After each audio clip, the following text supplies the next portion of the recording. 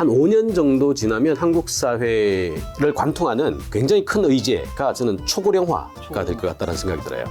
굉장히 위험한 상황에 지금 직면해 있다는 거죠. 결혼을 굳이 선택해서 본인한테 얻을 수 있는 효용 쉽지 않다는 것이죠. 가족, 자녀가 효용을 낼 수 있는 자원이 아니라 부채일 수 있다라고 생각하시는 분들이 최근에서 늘어나고 있어요.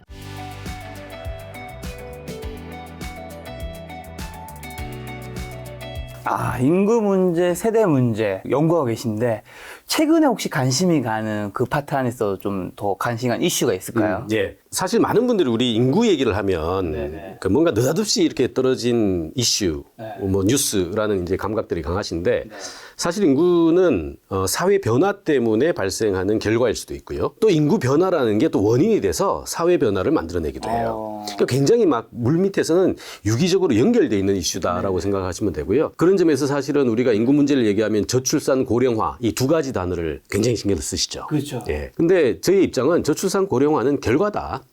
결과치에 집중하다 보면 이 결과를 만들어내는 외부 환경, 특히나 직접적인 연결고리가 있는 원인 인자는 잘 보지 않는 경향들이 있어요. 그래서 이제 저출산 고령화를 막 이렇게 동떨어져 있는 것처럼 생각을 하시는데 그렇지 않고요. 저출산 고령화는 거의 같은 말이다. 세트상. 예, 세트입니다. 세트고요. 자, 중요한 게 우리 이제 삼각형으로 생각하시면 되는데 이게 분모가 이제 출산 문제가 되는 거고요.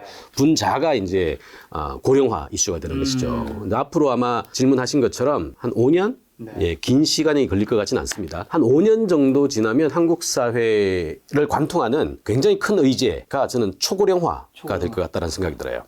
지금까지는 우리 이제 출산 장려다, 출산율이 낮다, 이제 이런 얘기를 많이 했잖아요. 그러니까 출산의 이슈였는데 출산의 이슈 사실 고령화 이슈 똑같습니다만 출산의 이슈가 이제 약간은 아웃데이티드한 진부한 이제 이슈이기도 하고 워낙 또 강조를 많이 했는데 별로 좋아진 것도 없고 이제 이러다 보니 자연스럽게 이 출산 부분, 즉 분모 부분에 있는 인구가 분자로 넘어가면서 지금까지는 포커스가 덜 받아졌던 이 분자의 초고령 인구, 이른바 65세 이상 인구의 새로운 변화들, 그 트렌드들이 우리 삶에 굉장히 직접적인 영향들을 미칠 확률이 높다라는 거고요. 통상 다른 나라 같으면 그래도 시차를 가지고 조금씩 움직이는 경향들이 있는데 한국은 출산만 하더라도 굉장히 빠른 속도로 악화됐잖아요. 그걸 보면 당연히 분모가 그렇게 빨리 악화됐기 때문에 분자는 그거보다 아마 좌승, 삼승 정도의 필요한 속도와 범위와 규모로 한국 사회의 큰 의제, 아젠다로 아마 자리 잡지 않을까라는 생각을 합니다. 굉장히 뭔가 큰 변화가 느껴지는데 그 모든 이야기가 담겨 있는 이제 머니 트렌드 2024 이제 교수님과 함께 이제 공저로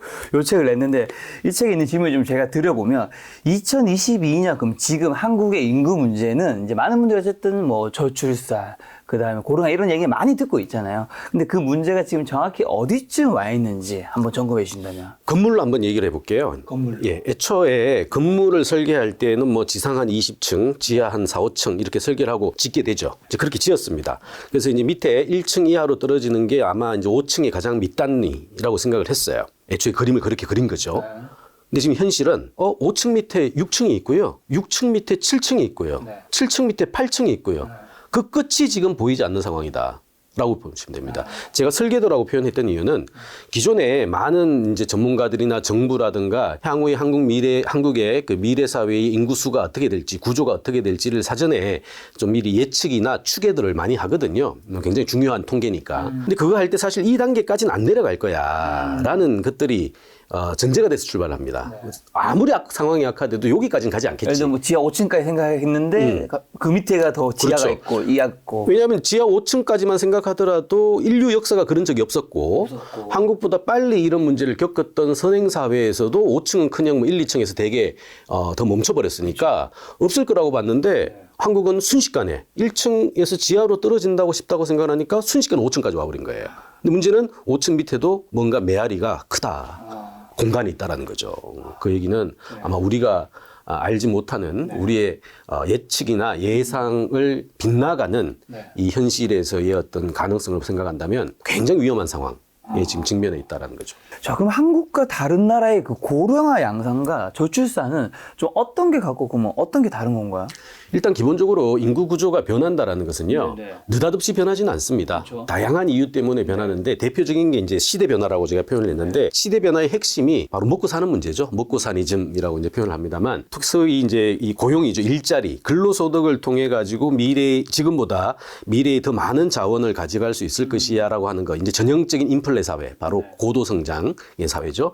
이런 사회 속에서는 사실은 지금 비록 가진 게 없어도 미래에 획득 가능한 자원의 양들, 그 다음에 선배 세대들이 그런 걸음들을 쭉쭉쭉쭉 걸어갔던 경로들을 가지고 있으니까 나도 무난하게만 따라가면 지금 비록 가진 게 없으나 10년 후에는 이 월세가 전세가 될 것이고 20년 후에는 자가가 될 거고 자가가 또 더 커질 거고 그러면 이제 성공적으로 은퇴를 할 거야라는 이제 이런 맥락들 속에서 인구 구조가 이제 자연스럽게 변화하는 것인데 일단 성장이 멈춰버리면 후속 세대 가뜩이나 이제 경쟁력도 낮고요. 기초 자산도 없는 이 MZ 세대라고 표현하는 2030 세대들이 가족을 분화한다는 것은 굉장히 하이리스키한 카드거든요. 아니 자기도 혼자 먹고 살기 힘든데 부양가족을 꾸린다? 이런 얘기예요. 그건 합리적이고 효율적인 인간이라면 판단해서는 안 될 카드인 거예요.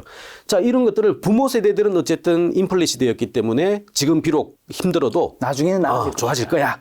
그래서 저희 미래의 가치를 지금의 현재의 현금 흐름으로 순환을 시켜가지고 전환을 시켜가지고 선택을 할 수가 있었는데 후속 세대는 그게 안 되는 거죠. 그러다 보니까 빠른 시간 안에 고성장이 저성장으로 바뀌면서 저성장 속에서 MZ 세대가 굉장히 합리적이고 효율적인 선택을 한 게 지금의 결과인 거예요. 이게 이제 저출산의 문제인 것인데 자 이렇게 해서 저출산이 되고 나면 지금 사실 X세대가 50대 초중까지 갔거든요. 이 X세대가 재미난 현상인 게 우리 90년대 초에 이제 들어가셨던 분들 70년대부터 80년대 구간을 X세대라고 얘기를 하니까 자 이분들이 사실은 이제 옛날에는 뭐 신별종이다 신인류다 뭐 우리 서태지와 아이들 저도 이제 그 세대입니다만 서태지 알았어요, 세대세요? 예, 굉장히 생소했거든요. 제가 그 세대인 줄 알았는데.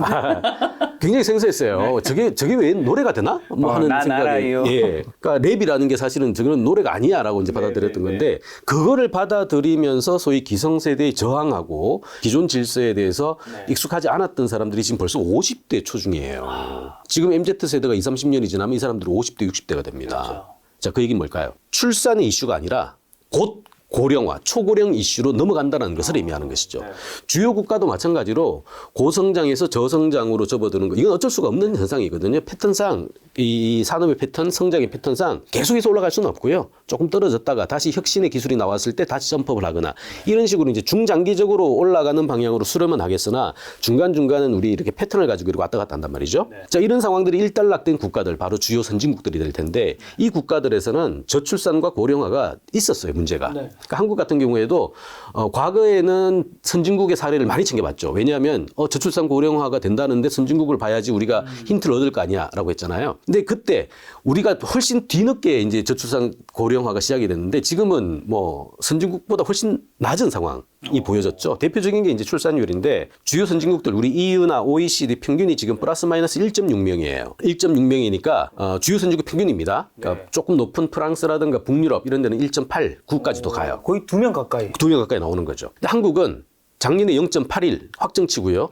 올해 지금 2022년이 그래도 한 달 반 정도 남아 있습니다만 2022년이 지금 0.75로 수렴이 될 것 같아요. 0.75. 예. 선진국이 1.6이에요. 근데 한국이 0.75예요. 아니 근데 저성장은 다 좀 비슷비슷한 거 아닌가요? 선진국이면? 근데 이제 우리가 저성장은 선진국이 일찍 시작했죠. 일찍 시작해서 인구도 이렇게 똑같이 줄었는데 얘네들은 그러니까 바닥을 다지면서 완만하게 떨어졌어요. 그래서 2.1명에서 1.6명 되는데 한 30년 이상 걸렸는데 한국은 3명에서 0.7로 가는데 30년이 걸렸다는 거예요. 그러니까 늦게 시작했는데 얘네들보다 훨씬 빨리 떨어졌다라는 것이죠. 이게 굉장히 중요한 특징이에요. 그래서 저성장의 충격이 한국인 더 크다라고 이해를 할 수가 있는 것이죠. 이 와중에 소위 합리적이고 효율적인 우리 대학 진학률 70%, 80%를 유지하는 똑똑한 친구들이 자기 앞에 있는 자원의 양을 판단할 수 있게 됐고 10년 후에 획득 가능한 자원의 양도 추정 가능해졌고 이 두 개를 매칭시켰을 때 플러스 알파로 내가 가족을 부양해서 먹여 살릴 수 있을 것인가? 선배 세대들은 했죠. 근데 후속 세대들은 답이 안 나와요. 특히나 여성들 결혼, 출산, 그다음에 회사, 직업, 커리어 이 두 가지를 놓고 기회비용과 매몰비용과 전환비용들을 철저하게 계산할 수 있을 정도로까지 똑똑해졌어요. 근데 이걸 같이 딱 넣어서 인풋을 했더니 아웃풋 나온 게 이쪽은 답이 없다라는 거거든요. 그게 당연히 커리어를 챙겨야지라고 가는 거예요. 그 커리어를 챙겨야지 생각을 하면서 이제 결혼 안 하게 되죠. 소위 만혼이 되는 거고요. 만혼이 끝이지 비혼이 되는 거거든요.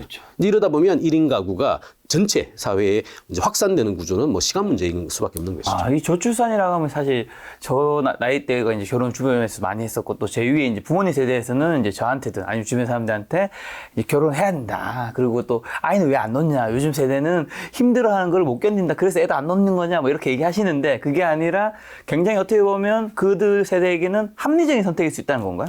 똑똑한 친구들의 영리한 선택이에요. 그걸 가지고 선배 세대, 기성 세대, 저희 같은 세대가 나와 똑같은 경로를 걷지 않는다고 지금 굉장히 이상하게 보고 있는 그렇죠, 거예요. 그렇죠. 그렇게 보잖아요. 근데 그 친구들 입장에서는 애는 한 명쯤 낳아야 되는 거 아니냐? 그렇죠. 근데 그 친구들 입장에서는 그게 말이 안 되는 선택인 거예요. 본인들은 굉장히 그 합리적으로 선택을 하고 고민을 하고 인식을 갖고 있는 거거든요. 그 결과가 저출산이라는 걸 만들어낸 거일 뿐이고 오히려 탓해야 된다면 이런 구조를 안 바꿔주고 경직적으로 구조적으로 갖추고 있는 기성세대의 판짜기를 차라리 우리가 질타를 해야 되는 것이지 그 속에서 나름 열심히 잘 살아나려고 하고 있는 친구들의 이 결과, 이 카드에 대해서 기성세대가 뭐라 하는 것은 사실상 이것은 뭐 주객이 전도된 거죠.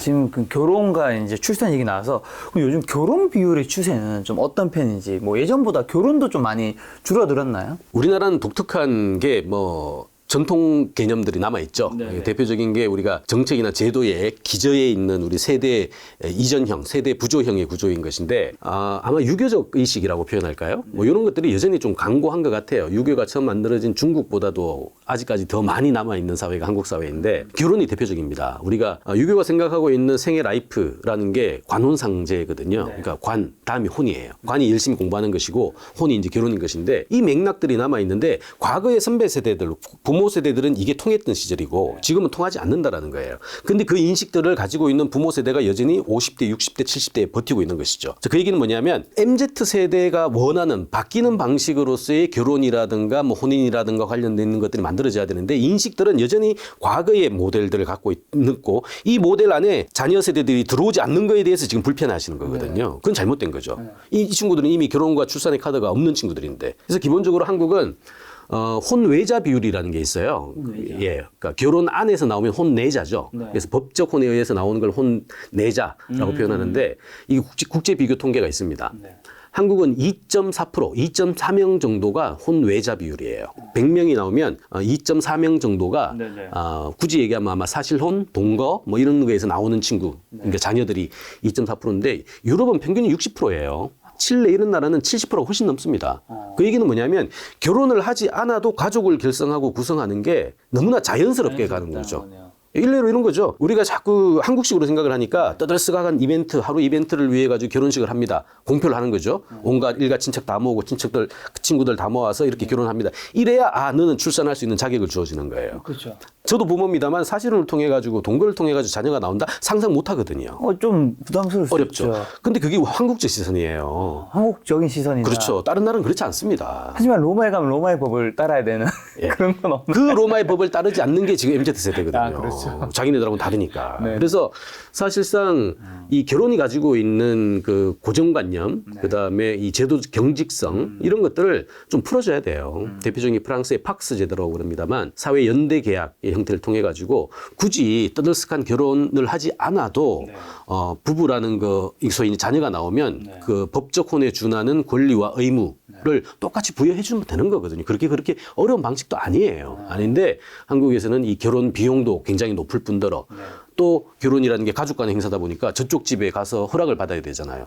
허락을 받을 때 묻을 게 뻔한 거 아니겠습니까? 자네 직업이 뭔가? 자네 집은 어디서 구할 건가? 근데 그렇죠. 부모 세대의 찬스 없이 부모 찬스 없이 그것을 마련할 수 있는 지금 2030 세대들이 몇 명이나 되겠냐고요. 그걸 아니까 사랑은 하되 결혼은 안 하고 결혼은 하되 출산을 하지 않는 그런 현상들. 그게 이제 소위 30대 후반, 40대 초반에 지금 한국의 사회 문제가 되고 있는 노산으로 연결이 되는 거예요.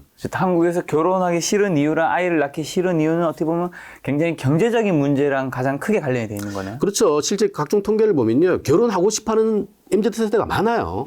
많은데 결혼하고 싶은 거와 출산하는 거와는 별개의 이슈거든요. 그러니까 희망은 높은데 현실은 낮다라는 거. 네. 그 미스매칭이 굉장히 크다라는 거. 이거 제도적으로 인식적으로 선배 세대가 줄여줘야 된다라는 거죠. 근데 출산율이랑 굉장히 또 관련 있는 지표가 하나 있다면서요. 사실 출산율은 비율이잖아요. 이제 앞으로 조금 더 부정적인 게 뭐냐면 출산율은 100%를 기준으로 한 퍼센테이지인 거죠. 그래서 사실은 이 숫자 자체가 굉장히 의미가 있습니다. 그러니까 비율보다는 전체의 숫자. 이게 출산아수라는 건데요. 출산아 숫자가 앞으로도 비율이 만약에 우리가 0.75인데 이거를 예를 들어 뭐 진짜 잘해가지고 선진국처럼 1.6까지 올렸다고 치죠. 1.6까지 올려도 전체 모수 자체가 적으면 1.6이 돼도 신생아 공급은 적어져요. 결국 이런 거죠. 작년 기준 26만 명 정도가 태어났는데 요게 0.81일 때 태어난 거예요. 근데 이 친구들 26만 명 태어난 거의 절반이 여성이라고 칠게요. 13만 명이 되고 이 친구들이 30세가 되는 한 앞으로 30년 후가 되면 이제 결혼 정년기가 되고 자녀를 낳게 되겠죠. 이때 모수가 13만밖에 안 돼요. 13만이 1명을 낳아도 13만 명이에요. 2명을 낳아도 26만 명이에요. 전체 숫자가 50만, 100만인 거는 이제 한국 사회에서는 사라졌다라는 거죠. 비율과는 별개로 이 숫자 자체가 작아지면 소위 응축형 감축 사회, 수축 사회로의 진입은 불가피하다라는 것이죠. 그러니까 그런 측면에서는 출산율도 중요하지만 출산율에 의해 나와 있는 집단의 그룹 수, 숫자, 개토화된 숫자도 굉장히 중요하다라고 생각하시면 됩니다. 근데 출산율가 그 뚜렷한 인과성을 보이는 게 보통 많은 분들은 뭐 소득이라든가 아니면 이제 집값 생각할 텐데 가장 좀 상관관계 큰 건 뭐죠? 기성세대의 접근 방식을 얘기할 때 이런 거죠. 왜 결혼하지 않을까? 왜 출산하지 않을까? 아, 돈 문제겠구나. 그렇죠. 예. 이거 고정관념이에요. 제가 실제 최근 20년의 데이터를 돌려보니까 20대 고용률과 30대 고용률을 그러니까 2000년부터 2021년 현재까지 쭉 놓고 보면요. 20대 고용률과 30대 고용률이 변화가 거의 없어요. 거의 횡보합니다. 이렇게. 비슷해요. 근데 이 20년 구간의 출산율은 계속해서 이렇게 떨어지고 있거든요. 그러니까 결국 고용이 안 돼가지고 청년 실업이 발생해가지고 일자리가 없으니까 결혼을 안 할 거야라고 생각하시는 분들이 계신 거죠. 근데 이것은 선배 세대들의 고정관념이었어요. 적어도 고용은 변화가 크게 없습니다. 그런데 출산은 굉장히 큰 폭으로 떨어지고 있어요. 그렇죠. 그래서 두 번째를 본 게 도대체 그럼 고용이 아니면 뭘까? 집이었어요. 주거였습니다. 주거에서도 이제 압도적인 게 이제 서울 아파트값. 물론 뭐 전국 평균 놓고 보면 약간 덜하긴 한데 가장 선두에 서 있는 게 이제 서울 아파트값이니까 서울 아파트값 20년 구간하고 출산율의 20년 구간을 같이 비교를 해봤어요. 그랬더니 서울 아파트값이 움직이면 그 다음에 동행하거나 혹은 약간 후행해가지고 출산율에 바로 영향을 미쳐요. 거의 같은 모습으로 움직이고 있습니다. 특히 최근 4, 5년 올해는 이제 그 아파트값이 많이 떨어져가지고 조금 별개 얘기인데 한 4, 5년 전 굉장히 급등했던 시절 놓고 보면 거의 비례해서 올라가요. 적어도 고용이나 주거 이 두 가지만 놓고 본다면 고용의 설명력은 상상력의 영역이었고 주거는 출산율과 직결하는 모습을 보이고 있다. 만약 그렇다면 우리가 출산 장려 정책이 아니라 인구 대응에서 출산 장려도 물론 중요합니다만 출산 장려보다는 주거 안정성과 관련돼 있는 정책들에 조금 더 배려를 해야 됐던 거 아닌가라는 생각이 드는 것이죠. 한마디로 이게 출산이라는 게 결국 내 아이가 태어나는 거니까 내 아이가 태어나는 그 보금자리가 제대로 되어 있어야지 아이를 놓겠다라는 그 부모의 마음이 반영된 거겠죠? 특히 이제 한국에 그 대물림되고 있는 주거의 안정성과 관련된 신화들이 있지 않습니까? 우리 토지 신화 또 집은 안정적이어야 돼.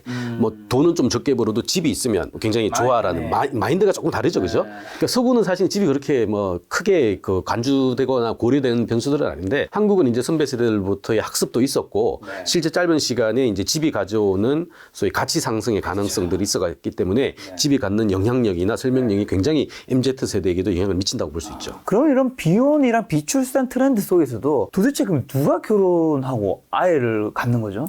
결국 같은 맥락인 거예요. 지금 20대, 30대는 부모 찬스 없이 아까 얘기한 고용이나 주거 마련 못 합니다. 굉장히 힘들죠. 그러다 보니까 그래도 이제 또 본능이 있으니까 좋아하는 사람도 생길 거고요. 또 연애도 하고요. 뭐 결혼까지 못 한다 하더라도 설사 또 결혼을 해도 출산까지는 안 한다 하더라도 본능이고 또 희망이기 때문에 굉장히 잘 합니다. 근데 중요한 거는 이제 일정 수준의 조건을 갖춘 다음에 이제 그걸 하려고 하겠죠. 굉장히 똑똑한 친구들이니까.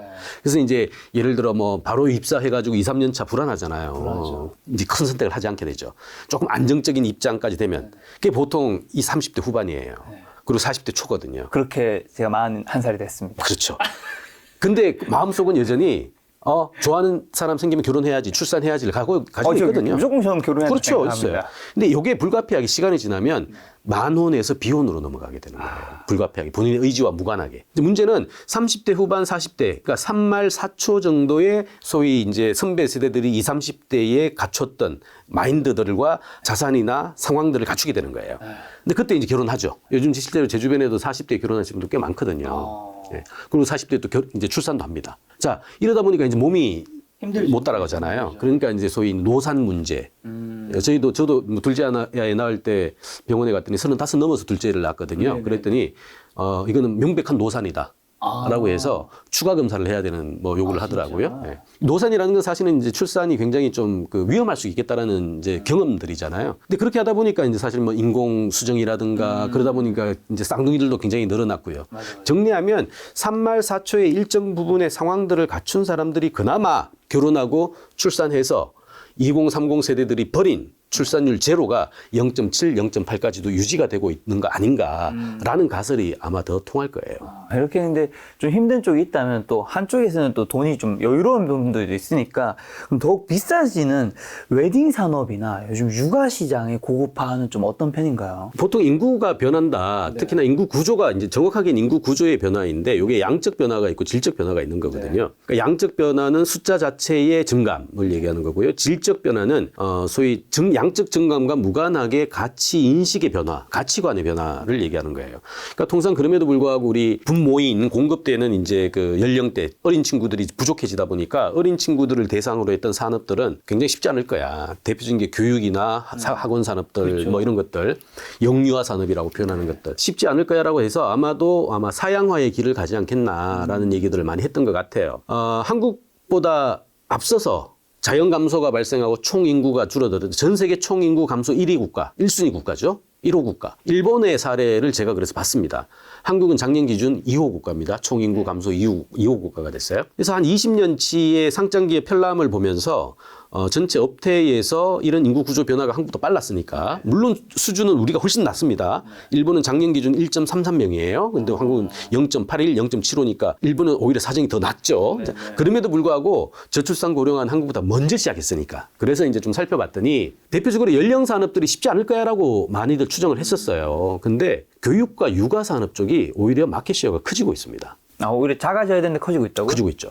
이게 왜 그럴까라는 것이죠. 전체 볼륨 자체가 숫자 자체도 줄어들었고 출산율도 계속 긴 시간 동안 적어졌기 때문에 과거 고도성장 때 막 베이비 부모에 의해서 만들었던 시장의 구조가 축소될 거야라는 게 이제 우리의 보편적인 상식적인 수준이었는데 제가 데이터를 쭉 살펴보니까 오히려 조금씩 늘고 있어요. 자, 이 얘기는 뭐냐면, 단순하게 인구 구조가 변한다고 사양화가 될 거야. 그러니까 양적 변화 때문에 사양화가 생길 거야? 아니라는 것이죠. 오히려 양적 위기를 질적 기회로 바꿔내는 이 업태 시장들이 생겨나기 시작했다는 거예요. 대표적인 게 아까 말씀하신 웨딩이라든가 영유아 산업 같은 것들인데요. 결혼도 당연히 안 하게 되죠. 그렇게 되면 쉽지 않을 거라고 생각했는데 단위당 이 가처분 소득이나 지불 능력들이 커지면서 고급화, 세분화, 틈새화가 되면서 시장의 부족분, 기업의 이 감소분을 벌충해 주는 구조로 업계가 빠른 속도로 재편이 되고 있다. 쉽게 표현하면 단가가 높아졌다. 그렇죠. 1인당 단가가 세졌다라고 보면 되죠. 그럼 당연히 전체 파이는 커지는 것이죠. 자, 그럼 경제적인 관점과 행복의 관점에서 결혼과 출산의 장단점, 교수님 좀 어떻게 보시나요? 일단 출산을 볼게요. 네, 출산. 출산이 사실은 그 우리가 1970년대에 경제학에서 이제 큰 화두가 됐던 게 뭐냐면 경제학자들은 모든 거를 비용 대비 편익으로 분석하려고 하는 경향들이 굉장히 강해요. 그래서 사실은 이제 문화적 현상이라든가 가족의 결성이라든가 또 전통의 개성이라든가 이런 것들은 사실 비용 대비 편익으로 설명이 안 되는 것들이 많거든요. 근데 그런 것조차도 이 나침반을, 경제학적 나침반을 들이대가지고 분석을 하는 경향들이 있었고, 여기 1970년대에 대거 다른 영역으로 확장이 되기 시작합니다. 그러니까 경제학은 뚜렷하게 구분됐던 우리 투입 대비 아웃풋만 봤던 이 산업이 사회학, 뭐 보건학, 복지학, 정책학 이쪽으로도 이제 연계가 되기 시작해요. 그때 첫 시도가 뭐냐면 기본적으로 사람들이 생애 라이프에서 선택하는 결혼, 출산 뭐 이런 것들을 경제학적 측근으로 한번 분석을 해볼까라는 방식으로 들어가는 것이죠. 그래서 이제 궁금한데요. 예, 결혼의 경제학, 출산의 경제학 뭐 이런 식으로 얘기를 많이 합니다. 대표적인 게 뭐 라이베슈타인이라든가 노벨 경제학을 70년대에 받으신 분들 대개 이 경제학의 확장 영역에서 노벨상을 받으신 분들이 많아요. 이건 경제학적 잣대로는 설명이 안 될 것 같았는데 이걸 가지고 설명을 하는 거죠. 그러니까 교육의 선호라든가 이런 것도 마찬가지고 이런 사회적 문화적 현상들을 경제학적 잣대로 들이댔고 그 과정 중에 하나가 소위 출산이라는 것을 소위 이제 그 경제학적 잣대로 들이댔어요. 자, 사람들은 왜 출산할까라는 것이죠. 자, 부모는 왜 출산할까? 정리하면. 내 DNA를 남기고 싶은 그런 마음이지 않을까요? 그런 거는 이제 경제학적으로 설명이 잘 안 되죠. DNA를 남기는 거가 자기한테 오던 편익이 뭐죠? 자기 죽고 나면 끝이잖아요. 가처분 소득을 늘리기 위해서 중요한 얘기입니다. 중요한 얘기입니다. 늘리는 게 아니라 자기가 소득이 일정 부분 됐을 때 이 친구를 낳을 수 있다 없다를 판단하는 거예요. 그래서 대표적인 이런 겁니다. 첫 번째는 자녀를 자녀로 보는 게 아니고요. 노동제로 본 거예요. 그래서 어차피 간의 수공업적인 차원이다 뭐다고 생각했을 때 집 안에서 자생적으로 공급된 노동량이 증가하면 증가할수록 돌릴 수 있는 무인 돈도 안 들잖아요. 가족이니까. 돈도 안 들이면서 생산할 수 있는 양이 커지겠죠. 그래서 이 친구들을 그러니까 많이 낳아가지고 집 앞에 있는 논에 내보내는 작업들이에요. 바로 노동의 기능이죠. 노동의 기능을 확보하기 위해서 부모님들이 자녀들을 많이 낳게 되는 거. 우린 전통사회에서 보편적으로 보이고 있는 현상들이에요. 물론 뭐 사랑도 있겠죠. 그죠? 그러나 중요한 거는 많이 나와서 외부에서 노동을 사와가지고 지급하는 것보다 내부에서 공급을 통해가지고 자생적으로 처리하는 게 부가가치가 훨씬 더 큰 거니까. 노동의 기능이 하나가 있고 두 번째는 부모가 노동의 기능이 종료될 때, 상실될 때 나를 먹여 살리는 기능. 바로 보험의 효용이 있습니다. 그러니까 65세, 60세 끝나고 나서 부모가 이제 아무것도 못하게 되면 자녀들이 여럿 있으면 n분의 1로 부모를 부양할 수 있잖아요. 그래서 보험의 기능이 있는 거고요. 세 번째가 이제 유희의 효용이라는 겁니다. 유희. 이게 이제 본능에 가까운 거예요. 키워보신 분들 알거든요. 얘가 돈이 무지하게 들어가도 잠깐 행복해요. 제가 잠깐 웃는 모습 한번 보여주면 잠깐이라는 전제를 따랐습니다. 24시간 중에 한 1시간 정도 해피하고 23시간이 힘들어도 이 1시간이 23시간을 벌충해 주거든요. 이게 부모예요. 그래서 그런 감각 때문에 비록 힘들어도 쓸개 간을 집에 다 내놓고 출근하더라도 집에 들어왔을 때 그 웃는 모습 보면서 이게 유희거든요. 이 세 가지 기능 때문에 자녀를 출산한다라고도 보는 거고요. 조금 더 확장해서 들어가면 어느 정도 낳을까? 그럼 몇 명을 낳을까? 뭐 이런 얘기도 나오겠죠. 그거에 바로 본인의 소득 수준. 그리고 이 소득 수준이 그 절대 소득 가설이라는 게 있고요. 상대 소득 가설이라는 게 있는데 상대 소득은 시장 평균, 그러니까 외부에서 봤을 때 평균치보다 자기 소득이 높으면 자녀를 더 많이 낳을 것이야 라고 얘기하는 접근 방식들. 그래서 소득도 굉장히 중요한 출산의 판단 근거 중에 하나다라고 이해를 하시면 돼요. 지금 말씀해 주신 게 노동의 기능, 보험의 기능, 유의의 기능 크게 세 가지였는데 네네. 그럼 요즘 현대 시대에서는 노동의 기능은 사실 부모님이 더 노동의 기능이 늘어나신 것 같고 그다음에 보험의 기능은 이제 그 기능을 많이 잃었던 것 같아요. 현대적인 관점에서 보면 좀 또 달라질 것 같은데. 그래서 사실은 요즘 경제학의 욕을 많이 얻어먹고 있잖아요. 굉장히 강력한 가설 이론이라고 생각했는데 현대사회에서 맞지 않고 있죠. 대표적인 게 우리 그 국제 분업에서 발생하는 우리 환율 문제만 보더라도 옛날에는 이 정도 1,300원, 1,400원 환율되면 오히려 박수 쳐야 됐거든요. 왜냐하면 수출 경쟁력이 높아지니까 환차익이 생기니까 지금 오히려 여기에요. 환율 높아진다고 달러 가격이 높아진다고 지금 한국 사회가 망하니 안 망하니 그런 얘기를 하고 있는 거거든요. 그래서 이론은 고정돼 있지 않다. 시대 사회에 따라 변한다라고 생각을 하시면 되고 자녀도 마찬가지예요. 제가 사담으로 말씀을 드리면 세 가지 기능 중에 노동의 기능은 애초부터 기대하지도 않습니다. 그냥 자기 혼자 1인분으로 잘 살면 그게 부모한테 굉장히 큰 그러니까 요즘에는 너만 잘 되면 돼. 차라리 부모의 자산을 착취하지 않으면 다행이다라고 생각할 정도로까지 노동의 기능은 거의 종료가 됐다라는 생각이 들고요. 하나 기대할 수 있는 거는 이제 보험의 기능인데 저도 그것도 이제 개인적으로 여기로는 우리 이제 정년 연장 얘기도 나오고 똑같은 얘기니까요. 평생 일하시고 고생 없이 한순간에 자유롭게 가시는 게 가장 해피한 모델인 사회거든요. 그 얘기는 뭐냐면 봉양을 받거나 자녀 세대로부터 부양을 받을 가능성이 굉장히 작아지는 사회예요. 그렇죠. 우리가 노후소득은 크게 네 가지가 있는데요. 근로소득, 자산소득, 그다음에 공적 이전이라고 해서 우리 국민연금 같은 거. 네 번째가 사적 이전이라는 거예요. 근데 사적 이전의 핵심이 뭐냐면 자녀로부터 용돈을 받아가지고 노후를 즐기는 거거든요. 그렇죠. 우린 불과 10년 전만 하더라도 사회 실태 조사를 보면 자녀로부터의 용돈에 의해서 노후의 소득원을 차지하는 게 한 30-40% 이상이었어요. 네. 전체 100 중에서. 굉장히 컸던 거거든요. 근데 그 실태 조사 작년치를 보면요. 확 줄었어요. 자녀도 벌어먹고 살기 힘들다는 얘기예요. 그렇죠. 자기가 벌어먹고 살기 힘드니까 부모님한테 줄 용돈도 사실은 적은 거죠. 그렇죠. 이걸 아니까 부모님들이 어떻게 뺏을 수도 없잖아요. 그래서 늘어난 게 근로소득이에요. 근데 이 근로소득이 사실상 장기 안정적인 일자리로 늘어나면 좋겠으나 그게 아니라 단기 주변비 불안정한 일자리로 근근히 연명하시는 분들이 늘어난 거거든요. 그다음에 국민연금이 조금 늘었고 자산소득 조금 늘었고 결국 자녀로부터 받을 수 있는 보험의 기능 이 부양의 기능은 거의 사라졌다고 보시면 돼요. 딱 하나 남은 게 이제 유희의 기능이죠. 유희의 기능인데 저도 둘을 키우고 있습니다만 제 경험상 이건 제 사견입니다. 사견상 보통 이제 그 경제학에서 얘기할 때 이 자녀의 이 유희 기능은 그래도 독립하기 전까지 한 20살 때까지 나온다, 한 20년까지는 나온다라고 이제 1970년대에는 그 가설을 깔았어요. 제가 키워보니까 6살 정도 되니까 끝나더라고요. 굉장히 경제학적 접근으로 봤을 때는 출산이 답이 아닌 거예요. 그걸 젊은 친구들이 아는데 똑똑해졌으니까 이런 경제학 다 배우거든요. 배우니까 그 판 안에 자기를 끼워 넣었을 때 답이 아닌 거죠. 그걸 누가 선택하겠습니까? 제가 지금 출산집 얘기 주셨으니까 그럼 결혼은요? 결혼이라는 것도 마찬가지예요.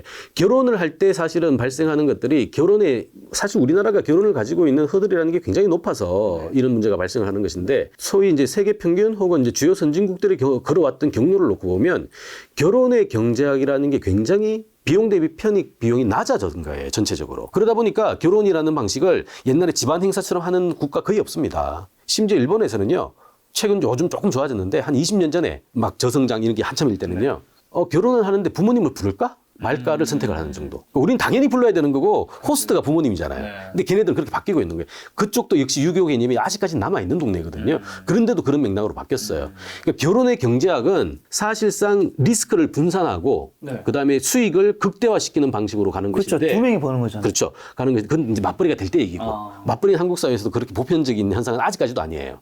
이제 막 강화되기 시작할 겁니다. 그런 상황 속에서 남성 전업 여성 가사 모델로 과거의 모델이죠. 전통적인 모델인데 이 모델로 4인 가족을 먹여 살렸을 때는 그래도 결혼의 경제학을 통해 가지고 남성의 강점, 여성의 강점, 아빠의 장점, 엄마의 장점들이 절묘하게 합쳐졌을 때 시장화를 시키지 않고 그러니까 시장에서 구매하지 않고 가족 단위 안에서 결혼을 통해 가지고 자원을 공급받아서 해결하는 구조가 갖춰진 거죠. 그러니까 결혼의 경제학이 일정 부분 설명력이 있었어요. 근데 지금은 설사 결혼한다 하더라도 역할 구분이 굉장히 뚜렷하거든요. 그다음에 사실상 뭐 저도 마찬가지입니다만 아내가 밥을 차리면 설거지는 제가 하거든요. 그러니까 과거처럼 소위 그 고정적인 성 역할이 기능했던 시절에서는 고정적인 관점에서의 결혼이라는 게 설명력이 있었을지 몰라요. 근데 지금은 그런 것들도 없는 거거든요. 없다 보니까 결혼을 굳이 선택해서 본인한테 얻을 수 있는 효용 쉽지 않다라는 것이죠. 그게 똑같은 맥락에서 이 소위 출산의 경제학과 맞물려서 그다지 비용 대비 편익, 인풋 대비 아웃풋이 큰 성과는 아닐 것이다라는 결론이 나오고 있고 그걸 알 수 있는 대표적인 징조가 우리 이혼율 같은 것들이죠. 한번 그렇게 어렵게 결정을 했으면 계속 가야 되거든요. 가야 되는데 약간의 이격, 약간의 갈등만으로 다시 돌아오시는 분들이 굉장히 많아졌잖아요. 그거는 결혼이 굉장히 허들이 낮아짐과 동시에 결혼이 어려운 선택이 아니라는 것을 반증하는 결과일 수도 있죠. 경제학적 관점으로 이제 결혼과 출산을 바라봤는데 그러면 이제 교수님 개인적으로는 결혼과 출산 해야 한다고 보시는지 궁금하네요. 뭐 저는 했으니까 뭐 이제 지나온 개념이니까 뭐 품평을 하긴 좀 그렇습니다만 저희 자녀들이나 우리 후속 세대 제자들을 이렇게 보면 알아서 하라고 합니다. 알아서 판단해라. 근데 알아서 판단하라고 하는 이유가 뭐냐면요. 그들이 가지고 있는 주변에서의 자원의 양이라든가 환경이라든가 인식이라든가 이런 것들은 감히 선배 세대, 그다음에 기성 세대가 고정관념을 가지고 잣대로 내다봐서는 안 된다라는 거예요. 그들 나름대로는 굉장히 합리적이면서 굉장히 치열하게 고민을 해서 하나하나의 카드들을 선택을 하는 거거든요. 그래서 결혼을 했다면 그 선택은 옳을 겁니다. 또 결혼을 하지 않았다면 안 했던 만큼의 또 설명력이 있는 선택이었을 거예요. 근데 중요한 거는 그 선택 하나하나가 갖는 아주 우리 불가항력적인 성이라고 하죠. 되돌릴 수 없는 거 아니라는 거예요. 뭐 해보고 아니면 말지 뭐. 옛날처럼 아니만 말지었을 때 붙는 주홍 글씨, 딱지가 붙지 않는 사회거든요. 그렇다면 너무 괴롭거나 어렵게 고민하지 말고 본인의 몸이 원하고 머리가 원하는 방식들을 선택하시고 만약에 문제가 있으면 다시 돌아오시면 되고 이게 선배 세대들처럼 뭐 고정관념으로 내다볼 사회도 아니고요. 그만큼 어쩌면 탄력적이고 좀 신축적인 사회가 이미 만들어졌다라는 거예요. 그런 점에서 놓고 보면 후속 세대가 걷는 길은 그 자체로 옳은 길이고 그 자체로 굉장히 바람직한 길일 수 있다. 선배 세대들은 그것을 보고 그냥 응원해주고 북돋아주고 문제가 생겼을 때 약간 조언해주고 하는 역할이면 충분하다라는 것이죠.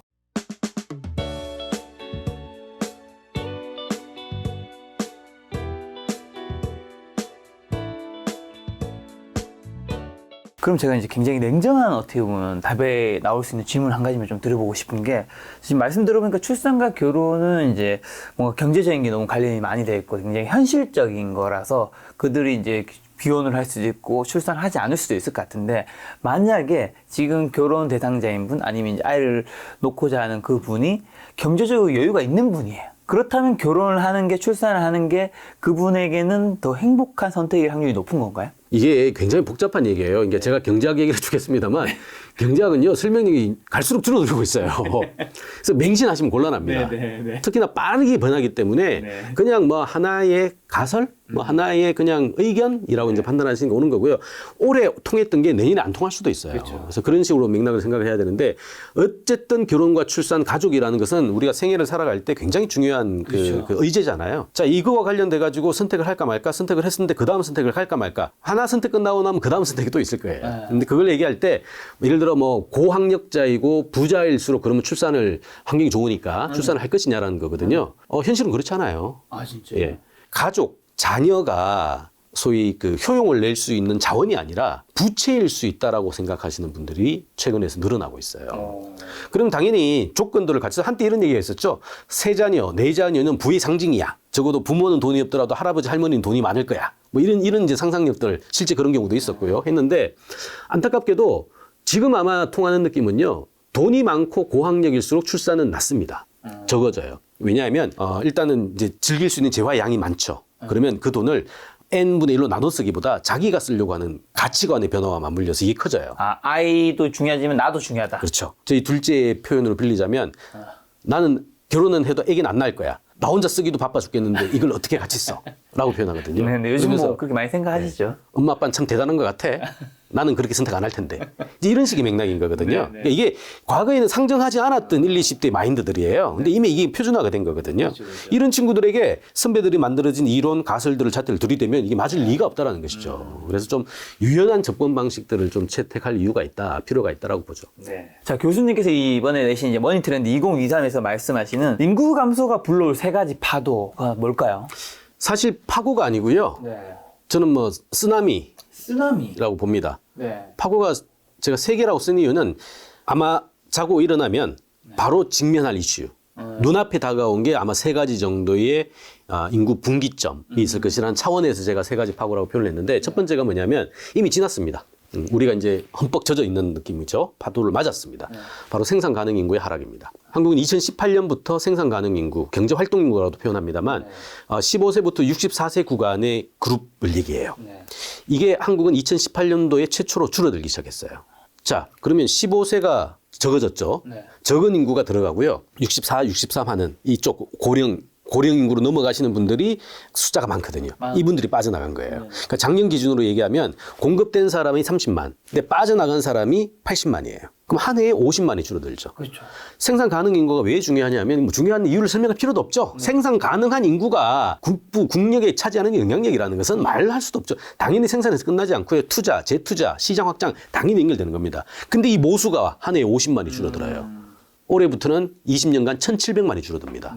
1,700만이 한 해에 줄어드는데 공급되는 사람들은 적어요. 그럼 당연히 전체적인 축소가 불가피하겠죠. 이미 한국은 생산 가능 인구가 하락한 지 4년 차, 5년 차예요. 두 번째 파고는 이제 분모에서 분자로 넘어가시는 분들, 바로 저출산에서 초고령 이슈로 연결될 수밖에 없는 고령 인구의 숫자입니다. 작년 기준 55년생, 우리 베이비 부모의 선두세대라고 하는 1955년생이 한 80만 가까이 태어났는데 작년 기준으로 국민연금 수급 연령대인 65세에 진입을 시작했습니다. 자, 이 사람들은요, 우리가 국민연금 같은 경우에 88년 지역에서 시작해서 90년대 초에 이제 직장으로 확장이 됐는데 이 시절에 이미 사회에서 왕성하게 활동하신 분들이에요. 지금까지 받아가신 분들은요, 만액 조건을 못 가지신 분들이 대부분이었어요. 오죽하면 만액 20년이거든요. 20년 납부를 못 해가지고 노후 소득에 굉장히 소중한 자원에 의했는데 받아가는 돈 보니까 뭐 푼돈이거든요. 그러니까 뭐 용돈 연금이다 뭐 이런 표현을 하는 거죠. 그러니 10여 년 전에는 기초연금이라는 별도의 제도까지 만들었잖아요. 워낙 적게 받아보니까 생활이 안 되거든요. 그러니 기초연금까지 만들어가지고 부족분을 좀 더 채워줄게라고 만드는 거예요. 그만큼 사실은 받아가는 양이 적었어요. 숫자도 적었고. 그런데 작년부터는 55년부터 앞으로 20년간 1,700만이 이분들은 우리는 경제 고도 성장이 한창일 때 사회에 들어갔어요. 국민연금은 소득 비례형입니다. 많이 낼수록 많이 받아가요. 만액 조건 거의 다 갖췄습니다. 근데 그중에 또 대부분은 또 맞벌이에요. 네, 많이 받아가시겠네. 그러면 얼마 받아가겠습니까? 상상을 초월하죠. 국민연금 재정 버틸 수 있을까요? 저는 버티기 어렵다고 봅니다. 빠른 속도로 악화될 거예요. 단적으로 우리 대졸 신입사원 평균 연봉 제가 넉넉하게 칠게요. 300만 원 칠게. 이 300만 원을 치면요. 우리 지금 국민연금 같은 9% 내거든요. 그러니까 개인이 4.5%, 직장에서 4.5%에서 9%를 내주는데 10% 낸다고 칠게요. 300만 원, 10% 30만 원 아닙니까? 30만 원 내는데 받아가시는 분들은 아마도 200만 원 이상 받아갈 거예요. 자, 그렇다면 30만 명, 적어도 7명이 모여야 한 사람분의 국민연금을 주는 거예요. 근데 이 7명이라도 되면 괜찮은데 숫자가 더 줄어요, 지금. 받아갈 사람들은 줄줄이 대기가 돼 있는데 내야 될 사람들은 과거엔 이만큼 있었는데 지금 싹 쪼그러들었단 말이죠. 이거 어떻게 가져갈 겁니까? 두 가지 방법밖에 없어요. 첫 번째는 분모에 해당하는 이 n분의 1씩 내는 이 사람들이 10%가 아니라 20%가 내야 돼요. 더 내야 된다. 더 내야 되죠. 고부담 가져야 돼요. 근데도 절대 숫자가 적잖아요. 그렇다면 분자를 손대야 되겠죠. 급여 낮춰야 돼요. 그래서 고부담 저급여 방식으로 분모 분자의 동시다발적인 조정이 들어가줘야 된다는 거예요. 그렇게 해도 사실은 현상 유지가 어려운 게 작금의 구조예요. 자, 문제는 이렇게 이제 65세 이상 진입하시는 분들 그래도 건강하시거든요. 우리 65세 글쎄요, 저도 한 3년 후면 65세가 됩니다만 제가 65세가 된다 하더라도 고령 인구라고 할아버지라고 하면 화낼 것 같거든요. 이미 지금 화내시는 분들 많죠. 실제 되게 몸도 건강하고 신체력, 금전력, 가치력 굉장히 좋으신 분들이거든요. 이분들이 65세가 됐다고 느닷없이 정년 은퇴라는 강판을 당한다고 굉장히 쉽지 않은 거예요. 사회갈등 만들어질 거거든요. 하지만 그래도 몸이 건강하니까 그래도 우리 정년 연장이라든가 이런 걸 통해 가지고 그러니까 가용할 수 있는 가능성들은 일부 존재해요. 그런데 이것도 10년입니다. 왜냐하면 세 번째 파고입니다. 75세 이상부터가 되면 유병 노후에 진입해요. 유병 노후에 진입하고 10년 정도 아프면서 돌아가시거든요. 이 파트는 전적으로 정부의 공공복지, 바로 재정을 투하해 가지고 간병을 하고 복지를 제공을 해야 되는 층들인데 이게 2030년부터 20년 구간에 1,700만이 나와요. 이거 어떻게 커버하겠습니까? 결국 정부가 못할 거예요. 그러면 가족, 개인으로 전가될 수밖에 없는 것이죠. 이 세 가지 파도 생각하면요. 지금 준비해도 이미 늦었다. 지금 하는 것도 없는 묘책 찾으려고 하지 말고 빨리 들어가서 신속하게 바꿔주지 않으면 후속 세대, 이거 눈에 뻔히 보이는 그러니까 90년대생이 연금을 못 받을 거야 라는 이제 그런 풍문까지도 놔두는 거 아니겠습니까? 빨리 개혁해야 됩니다. 지금 말씀하신 대로 그럼 두 번째 국민연금은 이대로 안 괜찮다는 거네요. 고갈은 지금 여기서 뭔가 손대지 않으면 고갈은 당연히 직면할 수밖에 없다. 재미나는 것은요, 우리 5가지 사회보장 제도 중에서는 국민연금이 하나 있는데, 네 가지는 거의 적자예요, 매년. 보험료보다 받아가는 수급비가 더 많습니다. 근데 이 네 가지는 개별 법령에 의해가지고 정부가 재정으로 벌충을 해줘요. 매년 떼와가지고 줍니다. 국민연금도 그렇게 해주면 되잖아요. 근데 그 국민연금은 세금으로 벌충해준다라는 항목이 없어요, 아직까지.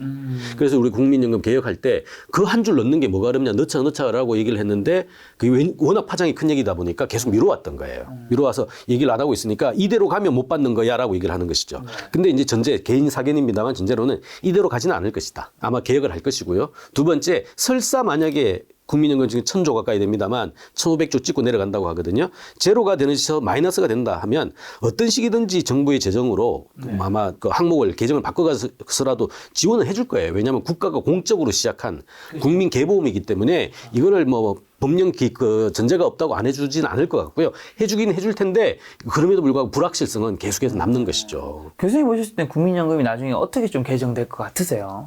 현실적으로. 일단 기본적으로 이렇게 세대 부조형으로 만들어진 구조. 그러니까 처음에 제도를 만들 때는 좀 그 많이 챙겨주고 갈수록 이제 적게 챙겨주고 많은 개혁을 했음에도 불구하고 유지가 안 되는 국가들, 뭐 남미 국가들 같은 경우에는 대개 보면 이거를 국민연금제를 폐지하고 그 민영보험으로 넘어가는 경우도 있고요. 우리로 비교하기 좋은 건 이제 일본이 되겠죠. 일본이 이제 그런 사태를 한국보다 더 빨리 이제 다가왔으니까. 일본 같은 경우에는 연간 예산, 국가 예산이 한 100조 정도 됩니다. 100조 정도 되는데 사회보장비가요, 한 120, 30조 나와요. 그러니까 100조 중에서 세금으로 거둬들이는 거가 얘가 50조 정도밖에 되지 않습니다. 나머지는 적자 국채 찍어가지고 벌충하는 애들이에요. 우리는 그거에 비하면 아직까지는 굉장히 재정 안정성이 좋은 나라입니다.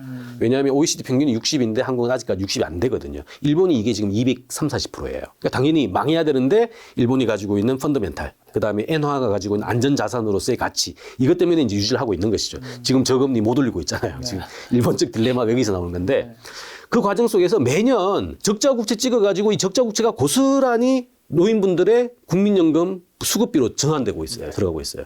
완전히 이제 이쪽 계정 떼가지고 이쪽 그거 주고 있는 것이죠. 아마 이런 식으로 그럼에도 불구하고 중간중간에 조정을 많이 했어요. 하면서 적게 받는 구조. 그래서 고부담 저급여 방식으로 많은 조정을 해서 지금 속도를 조금 줄이고 있습니다만 기본적으로 계속 가기에는 굉장히 힘들 수 있을 거예요. 근데 그나마 이건 일본 사례인 거고요. 일본이라는 강력한 펀더멘탈이 있는 사회는 이게 가능한데 한국도 아마 일본 사례에 쫓아갈 겁니다. 근데 유지 가능성을 조금 더 늘리려면 개혁의 속도나 규모가 일본보다 더 커야 된다는 거예요. 한 10년, 20년, 한 20년 후가 되면요. 제 개인적인 사견입니다만 20년 후가 되면 아마도 적자 국채의 상당 부분이 이 국민연금 받아가시는 분들의 수급비로 연금으로 저환돼서 넘어갈 확률이 높다라고 보는 거죠. 고령화랑 인구 줄어드는 게 많은 분들이 좀 나쁘다고 안 좋다고 생각하실 것 같은데 이게 무조건 나쁜 일인지랑 그다음에 뭐 좋은 면도 혹시라도 있는지. 뭐 당연히 일장일단이 있는 것이죠. 그러니까 시대 현상이라는 게 늘 발생합니다. 늘 발생하는데 이게 문제가 아니라 그냥 현상으로 남은 정도로 관리를 하면 되는 거거든요. 근데 지금 한국에서의 이제 인구 구조의 변화, 즉 저출산 고령화는 안타깝게도 기회보다는 위기라는 지점들이 더 많은 것 같아요. 왜냐하면 벌써 시작해도 이미 늦어버린 일인데 여전히 묘책을 찾는다고 지금 개혁 작업을 미루고 있고 방치하고 있거든요. 이제 그런 상황이 놓고 보면 이대로 가면 굉장히 큰 위기가 될 겁니다. 하지만 이 연령 산업이 사양화가 아니라 성장의 점퍼를 했던 사례를 놓고 보면 이게 굉장히 큰 기회가 될 수도 있는 것 같아요. 뭐냐면 많은 분들이 사실은 미래가 어떻게 진행될지 미래의 어떤 청사진을 그리고 싶은 거는 뭐 우리의 본능이지 않습니까? 1년 후, 2년 후에 어떤 산업이 유리할까? 우리 뭐 내일 뉴스를 알면 얼마나 좋겠습니까? 하는 비유와 똑같은 거죠. 자, 그거 얘기할 때 가장 강력한 게 뭐냐면 fad, for a day, 단순한 현상하고 이게 조금 유지가 될 때 패션이라는 단어를 씁니다. 우리 계절성 패션이 있죠.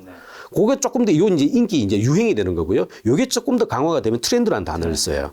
이 트렌드가 구조적으로 안착이 되면 메가 트렌드라는 단어를 씁니다. 잘 생각해 보십시오. 인구 구조의 변화만큼 확정적이고 예고된 거대한 메가 트렌드가 지금 존재합니까? 없죠. 인구 구조의 변화는 이미 확정됐어요. 그렇게 갈 겁니다. 오히려 확정된 것보다 상황이 더 악화될 거거든요. 아까 얘기한 예측치보다 늘 현실치가 더 빠르니까.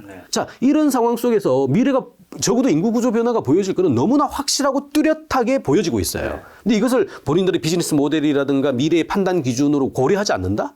이건 말이 안 되는 거죠. 실제 지금 주요 그룹사들, 그다음에 큰 기업들은요. TF팀을 많이 만들고 있는데 두 가지 포인트로 요약이 됩니다. TF팀. 첫 번째가 ESG TF예요. ESG가 워낙 강력한 거니까. 왜냐하면 ESG 통과를 하지 않으면 무역 장벽의 허들로 기능을 하거든요. 그러니까 당연히 기업들은 이걸 챙길 수밖에 없어요. 두 번째가 지금 늘고 있는 인구 TF입니다. 바로 고객 TF죠. 이 작업들을 하고 있다는 것은 인구가 가져오는 굉장히 강력한 흐름들, 트렌드를 자기네들의 본업 비즈니스 모델, 그다음에 새로운 점프업의 가능성으로서의 혁신의 어떤 실험으로 내재화시키려는 욕구들이 굉장히 강해졌다는 거고요. 드디어 그 첫 수순들이 이제 시작이 됐다라고 보는 거예요. 그렇다면 이거는 위기가 아니라 엄청난 기회죠. 특히 한국처럼 추가 투하할 자본도 없고 추가 투하할 노동은 더더욱 없는 상황에서 생산량을 늘려야 되는 과제를 있는 사회에서는 이거 하나밖에 없거든요. 결국 함수, 펑션이라고 얘기되는 혁신의 문제예요. 경제학 용어로는 총요소 생산성이라고 표현합니다만 총요소를 다 투입해가지고 부가적으로 얻을 수 있는 가능성들을 만들어내야 되는 거거든요. 그게 인구 오너스를 인재 보너스로 바꾸는 방식이라고 제가 늘 표현하는 방식인데 줄어든 인구가 인당 부가가치가 더 높아지면 점프할 수 있습니다. 그리고 이 점프를 할 수 있는 우리 후속 세대, MZ세대의 능력과 의지와 열정들은 이미 다 갖춰져 있어요. 그래서 약간의 가능성, 늦지만 주면 한국 사회의 버전 2.0 버전으로서의 한강의 기적도 충분히 가능하죠. 인구 변화에서 찾는 기회는 좀 이따가 영상 3부에서 이어가도록 하고요. 그럼 1인 가구는 요즘에 좀 어느 정도 좀 증가하고 있는지랑 1인 가구 증가가 경제에 미치는 영향은 좀 어떻게 될까요? 이것도 역시 일장일단이 있습니다. 이제 1인 가구라는 게 전통적인 표준 모델에서는 고려되지 않았던 스타일이다 보니까 갑자기 좀 느닷없다라고 생각이 드는데 저도 지금 1인 가구인 그렇죠. 거죠. 근데 느닷없지 않은 게요. 이미 가족 스타일 중에서 압도적인 1위 그룹입니다. 1위 타입이에요. 1인가요? 1위입니다. 서울 같은 경우가 전체 인구의 40%가 1인 가구예요. 그리고 우리가 알고 있는 4인 가구 있죠? 4인 가구는 랭킹으로 따지면 4위, 3위까지 떨어집니다. 2인은 뭔가요? 2인 가구죠. 2인 가구. 예. 아, 1위가 1인 가구라니까 예. 좀 덜 외롭네요. 근데 문제는 이게 짧은 시간에 느닷없이 나타나가지고 지배적인 트렌드가 됐다는 거예요. 그럼 당연히 그 속에서 새로운 기회도 있을 것이고 위기도 있을 겁니다. 그러니까 위기라고 본다면 이제 가족 분화가 안 된다는 거죠. 가족 분화가 안 되다 보니까 1인화와 관련돼 있는 기회는 이런 거예요. 위기라는 것은 혼자 살다 보니까 많은 게 필요해요. 소형화된 거 다 필요하고요. 왜냐하면 4인 가족이 살아도 사실은 냉장고는 한 대 있으면 되고요. 1인 가구가 살아도 냉장고는 한 대 필요하거든요. 물론 뭐 작게 뭐 소형화라든가 뭐 이런 건 가능하겠습니다만 그건 뭐냐면 4인 가족이 배분해가지고 냉장고 하나를 사야 되는데 여기 1인 가구는 자기 혼자 내가지고 자기 혼자 사야 돼요. 그러니까 가처분 소득은 줄고 있는데 구매력은 그러니까 줄어들 수밖에 없는 것이죠. 그렇죠. 고도의 분업화가 되는 느낌. 근데 이걸 뒤집어 얘기하면 시장에서는 기회예요. 우리가 부동산 집값도 대표적인 것이죠. 왜 인구가 줄어들면 아파트 값이 이제 하락할 거야라고 얘기하는데 그 이면에는 인구는 줄어도 1인 가구 느는데 1인 가구가 옛날처럼 4평짜리 원하는 거 아니거든요. 똑같이 20평, 30평짜리 원한단 말이에요. 그렇다면 당연히 전체 인구 수는 줄어도 1인 가구가 발생하는 또 주택 수요들은 늘어날 수밖에 없는 구조도 만들어지는 것이죠. 이것처럼 발생했던 현상들은 다 일장일단이 있고 이것들을 본인들이 이제 어떻게 받아들여서 이용할 수 있느냐. 기회를 발견해야 예, 되는 거겠네요. 그게 중요하고 만약 그렇다면 사실은 사양화가 아니라 성장화의 가능성을 담보할 수 있는 굉장히 중요한 트렌드 추계가 바로 인구라고 볼 수가 있는 것이죠. 자, 1인 가구도 영 1인 가구랑 올드 1인 가구가 있을 텐데 요건 좀 어떤 차이가 있을까요? 이제 1인 가구가 최근에 이제 관심을 받고 있는 것은 젊은 1인 가구거든요. 우리 MZ 세대 이제 결혼이나 출산을 이제 연기하고 있는 1인 가구인 것인데 전체 볼륨은 사실 크지 않습니다. 1인 가구의 압권은요 할머니들이에요. 할머니, 할아버지가 아니고? 예, 할머니입니다. 할머니가 평균 수명이 더 길죠? 예, 그렇죠. 예. 보통 70대 후반 정도의 그 남성분들은 이제 평균 수명이 끝나고요. 여성분들은 여기도 한 6년 정도 더 더하면 되거든요. 그래서 한국은 83세 정도가 평균 수명인데 결국 혼자 살 수밖에 없는 할머니들이 대개 1인 가구의 핵심이에요. 이게 당연히 영 1인 가구, 젊은 1인 가구 같은 경우에는 뭔가 밝고 맑은 어떤 에너지라든가 이런 것들의 가능성이 더 타진이 되죠. 근데 문제는 나이 드신 분들, 그러니까 올드한 1인 가구는 전혀 다른 방식으로 접근을 해야 됩니다. 올드한 1인 가구는 복지의 영역이고요. 이쪽 영 1인 가구는 복지가 아니라 성장의 영역이에요. 그래서 좀 구분해서 봐야 되는 거고요. 당연히 1인 하라고 묶어버려서 이제 1인 가구를 위한 정책 완전 다른 이렇게 해서 곤란하다는 거죠. 그거네요. 예. 근데 중요한 거는 이 영 1인 가구가 한 세대가 지나면 이제 또 올드한 1인 가구가 될 텐데 이때 또 올드한 1인 가구는 과거 선배 세대들의 올드한 1인 가구와 또 결이 다를 거라는 거죠. 서태지를 기억하고 있는 할머니가 80에 혼자 사는 거와 뭐 하추자 뭐죠 뭐 우리 그런 옛날 그 저기 뭐 하춘하였네. 예, 하추나요? 뭐 이런 분들을 생각하는 1인 가구는 다른 거거든요. 당연히 기반도 다르죠. 선배 세대의 올드 1인화는 아마 가구 소득이나 자산 소득이 별로 없을 것인데 이미 MZ 세대가 올드 1인화가 됐을 때는 또 전혀 다른 느낌으로 펼쳐질 것이거든요. 이처럼 시대는 계속해서 변해요. 그래서 관역이 변하는데 사수가 앉아가지고 한쪽만 보고 있으면 맞출 수가 없죠. 사수도 같이 움직여야 됩니다. 이게 사실은 가장 중요한 힌트일 거예요. 지금 교수님이 이제 1인 가구는 이제 할머니 1인 가구가 이제 굉장히 증가할 것이 말씀해 주셨는데 근데 그 남자보다 어쨌든 여자분들이 평균 수명이 더 기시잖아요.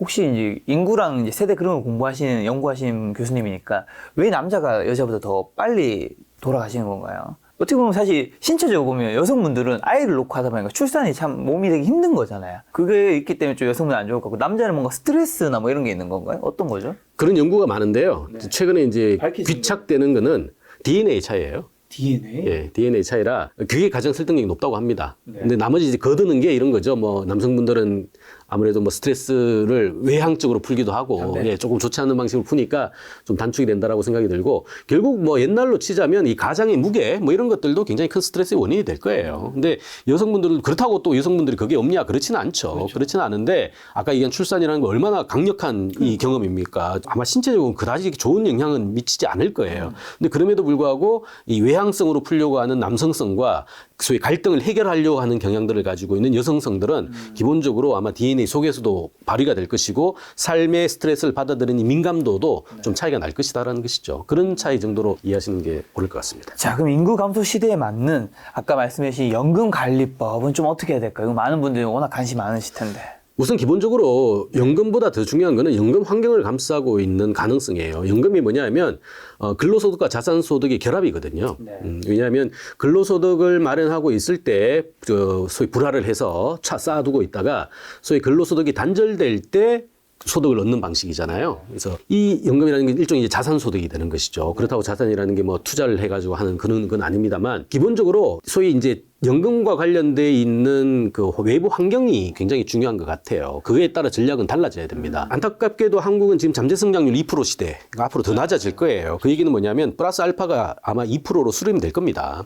그 얘기는 하이리스키한 자산이라고 얘기되는 우리 자본시장에 있는 채권, 주식, 뭐 펀드 이런 것들이 추가적으로 만들어낼 가능성이 아마 2% 상단에서 아마 수렴되는 방식으로 갈 거예요. 반면에 이제 은행에 안정적으로 맡겨두는 거 끼케야 2% 아마 하방에서 안착이 될 것이고요.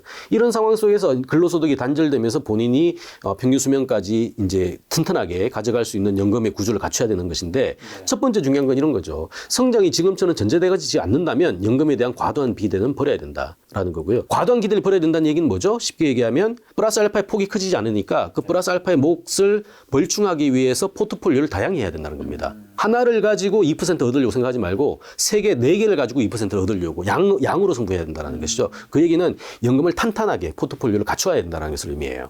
옛날에는 고성장 시대는 하나만 있어도 충분했죠. 근데 지금은 연금만 하더라도 우리 국민연금, 기초연금 1층에 기초 있죠. 국민 있죠. 그다음에 본인들이 내는 개인연금이 있죠.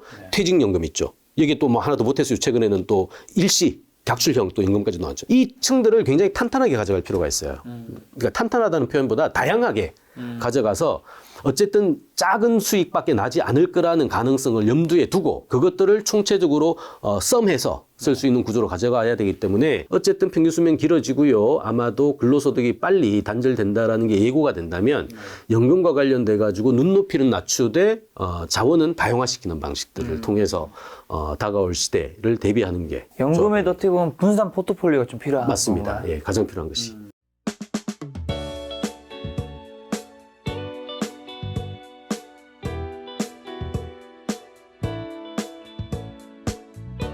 자, 교수님 이번에 출간하신 머니 트렌드 2023에서 이제 인구 변화가 가져다 주는 이제 돈의 기회, 부의 기회를 이제 말씀드려보려고 하는데 인구 변화에 좀 직결된 성장 산업 후보군은 좀 어떤 것들이 있을까요?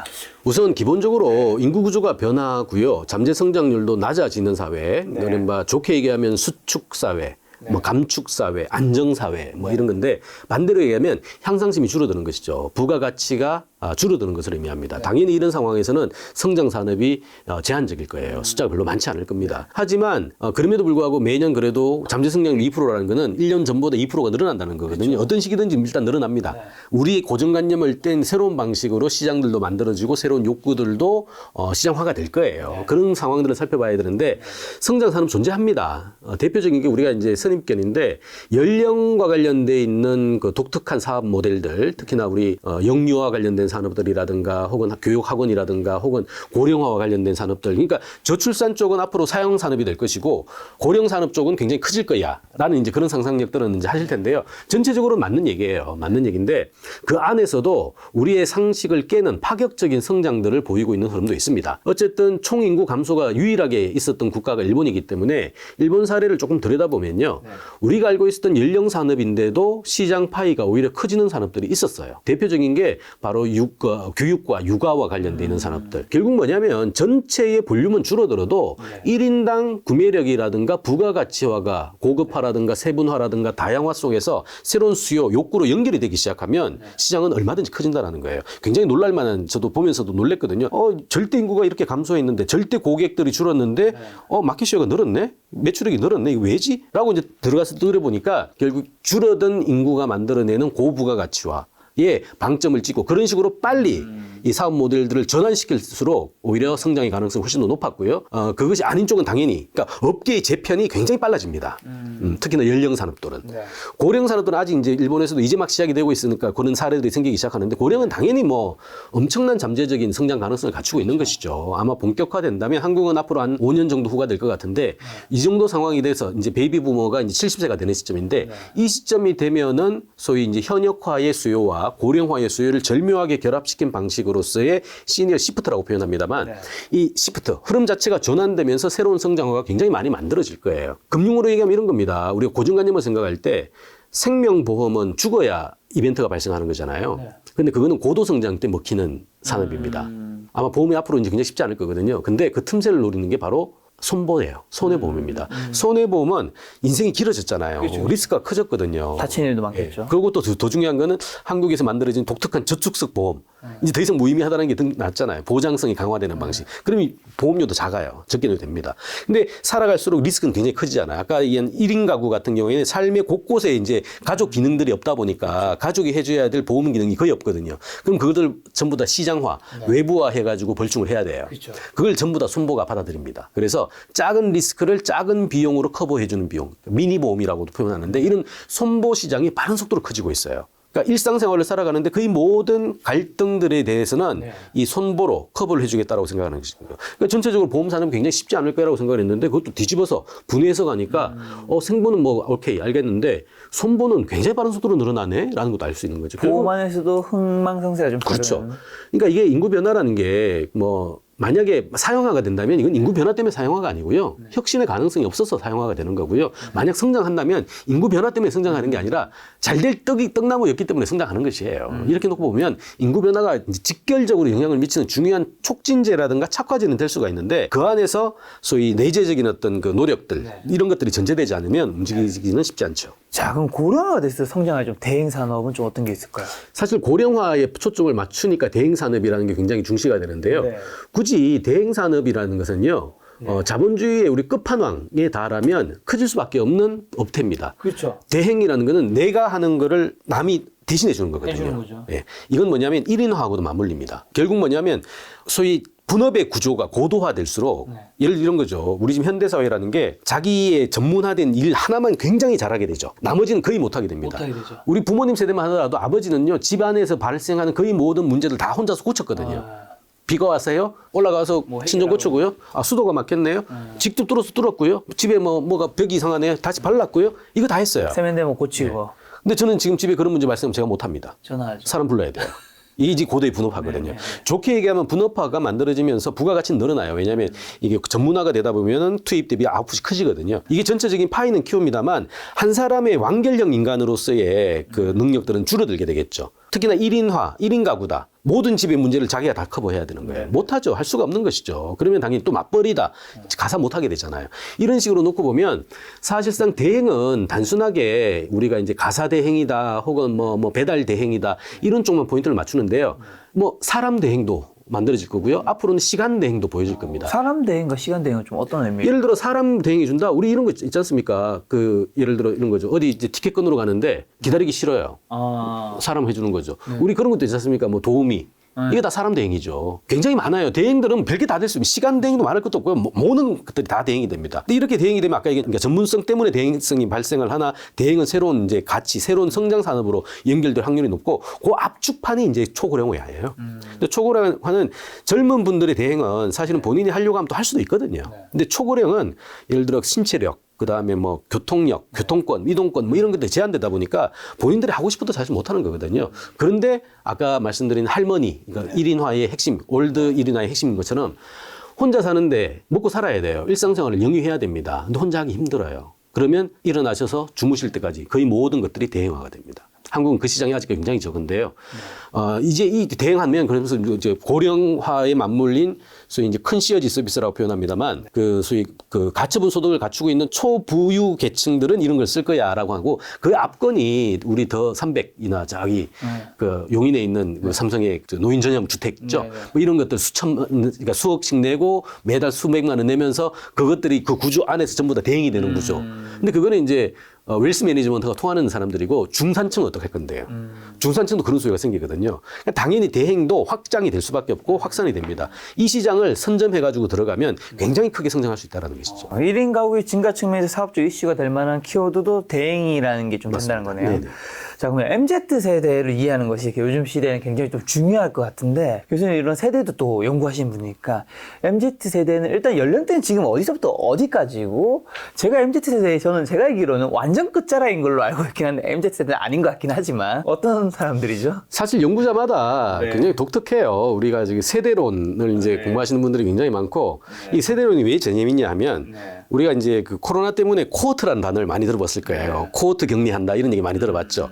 그러니까 특정 그룹을 지정화시키는 거예요. 그러니까 특정한 경험을 가지고 있거나 이벤트를 공감했던 사람들을 세대론으로 분류하는 방식들이 있는 거거든요. 그걸 이제 연도별로 이렇게 쭉쭉 쪼개는 게 이제 지금까지 작동의 방식이고 대표적인 게 우리 세대론의 최근의 이슈로 가정 얘기하는 X세대, 그러니까 저를 포함한 70년대생을 얘기합니다. 그러니까 70년에서 80년까지. 요 10년 구간이 이제 X세대, 그러니까 신인류 이제 이런 표현을 쓰는 거고요. 그럼 80년부터는 뭐냐라는 거예요. 80년부터 95년 구간을 M세대라고 표현합니다. 밀레니얼 세대라고 그러죠. 밀레니얼 세대. 그다음 95년부터 또 15년 구간. 그러니까 2010년 구간이죠. 2010년 구간까지를 Z세대라고 그래요. 근데 지금 재미난 거는 MZ세대가 다들 불편해해요. 왜냐하면 80년대생부터 거의 30년 구간을 MZ세대라고 묶어버리거든요. 저도 MZ세대 들어가긴 한다는 거네요. 또 기분 좋으실지 모르겠습니다만 82년생이니까. 그 얘기를 듣는 이 Z세대 2010년, 2009년생은 짜증나거든요. 우리 같은 세대가 같은 세대가 아니다. 아닌데 아니지. 왜 그 퉁으로 얘기를 하냐라고 표현하는데 뭐 가십입니다만 사실상 세대는 조금 그 코호트를 좀 세분화시키는 게 좋아요. 왜냐하면 특정한 경험들을 공유해야 인정들이 되는 거거든요. 그런 식으로 볼 때 MZ를 이렇게 무려 30년 구간을 하나의 단일된 언어로 표현한다는 게 쉽지 않습니다. 그래서 MZ세대가 어떤 세대인가요? 물어보면 저도 별로 할 말이 없어요. 그건 워낙 결이 아마도 지금 이 다양하기 정확한 때문에. 질문은 Z세대에 대해 여쭤봐야 되는 아마도 거네요. 그런 거죠. 그래서 이것들의 핵심이 뭐냐면 호모포비엔스라고 그러죠. 그러니까 핸드폰, 몸 안에서의 컴퓨터를 가지고 있는 것을 태어날 때부터 경험했던 친구들. 저만 하더라도 사실은 이런 우리가 지금 들고 다니는 이런 그러니까 내 손의 컴퓨터라고 표현 이런 것들이죠. 이제 이런 것들이 사실 저 대학 끝나고 나서 이제 하나 둘씩 보이기 시작했어요. 그때는 애플도 없었고요. 그나마 막 작은 것들 있었고 뭐 이런 상황이었는데 지금 MZ는 공이 어렸을 적에 손 안에서 컴퓨터를 갖고 놀았던 세대. 이런 세대들을 통상해서 이제 MZ라고 표현합니다만 이것도 M하고 Z하고는 사용 방식이 다르죠. 기본적으로. 제가 대학교 들어갈 때 이제 2D가 시작됐고. 그렇죠.